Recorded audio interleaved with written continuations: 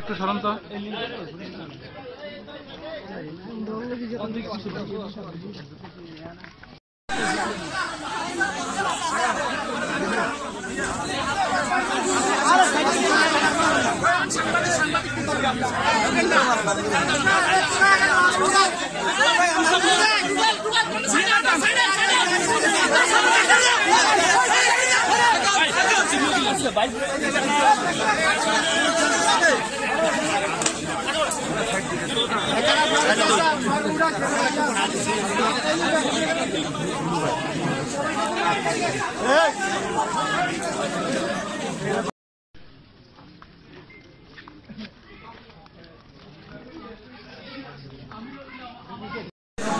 সব আপনাদের নেতা, রাজনীতির নেতা, সব নেতা।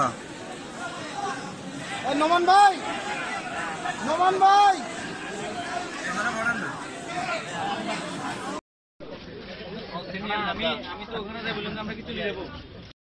দেশের সার্বিক যে আইন শৃঙ্খলার পরিস্থিতির যে অবনতি ঘটেছে তারই একটি প্রতিফলন ছাড়া আর কিছু না।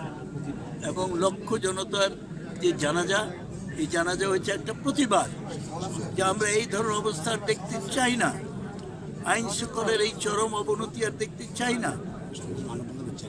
তারা আমাদেরকে কি বলে না, এটাকে আমি রাজনৈতিকভাবে জিনিসটা নিতে চাই না, শুধু বলতে বাধ্য হচ্ছি যে আমাদের পুলিশকে রাজনৈতিক বিরোধী দলকে নিপীড়ন করার জন্য রাখা হয়েছে, দেশে আইন শৃঙ্খলা পরিস্থিতি উন্নতি করার জন্য রাখা হয়নি।